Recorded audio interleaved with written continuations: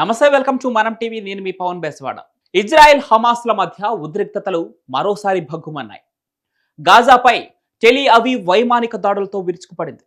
ఈ దాడిలో 200 మందికి పైగా మృతి చెందినట్లు సమాచారం. ఇజ్రాయెల్ హమాస్ మధ్య ఇటీవల తొలిదశ కాల్పుల విరమణ ఒప్పందం ముగిసిన సంగతి తెలిసిందే.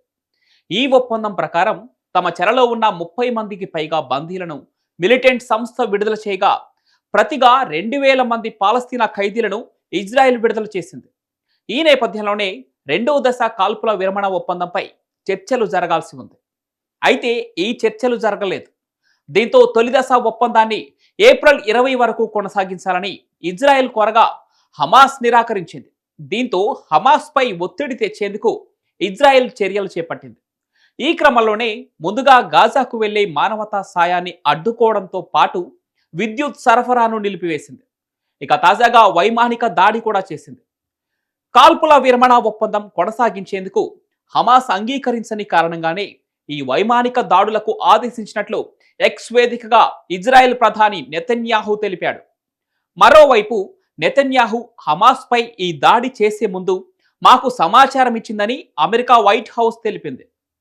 కొద్ది రోజుల క్రితమే హమాస్కు ట్రంప్ హెచ్చరిక జారీ చేసిన సంగతి కూడా తెలిసిందే.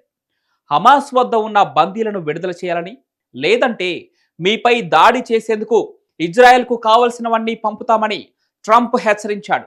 కానీ ఆ హెచ్చరికలను హమాస్ పట్టించుకోలేదు. అంతేకాకుండా కాల్పుల విరమణ ఒప్పందం కొనసాగింపుకు అంగీకరించలేదు. అందుకే గాజాపై ప్రస్తుత వైమానిక దాడులకు కారణమైందని వైట్ హౌస్ వివరణ ఇచ్చింది. నిజానికి ఈ ఇజ్రాయెల్ హమాస్ గొడవలు దశాబ్ద కాలం నుంచి జరుగుతోంది. ఇజ్రాయెల్ పాలస్తీనా మధ్య గొడవలు 1948 నుంచి జరుగుతూ ఉన్నాయి. బ్రిటిష్ పాలనలో ఉన్న ఆ భూమిని 1947లో 2 దేశాలుగా విడగొట్టింది. యూదుల కోసం ఇజ్రాయెల్ను, అరబ్ల కోసం పాలస్తీనా ఇవ్వాలని నిర్ణయించింది. కానీ ఆ సమయంలో అరబ్ దేశాలు అంగీకరించలేదు. ఇక 1948లో ఇజ్రాయెల్ దేశంగా ఏర్పడినప్పుడు ఈ 2 దేశాల మధ్య మొదటి యుద్ధం జరిగింది. అప్పటి నుంచి చిన్న పెద్ద యుద్ధాలు, అల్లర్లు కొనసాగుతూనే ఉన్నాయి. ఇక 1987లో హమాస్ ఏర్పడిన తర్వాత హమాస్ రెచ్చిపోయి ఇజ్రాయెల్పై దాడులు చేస్తూ వస్తోంది.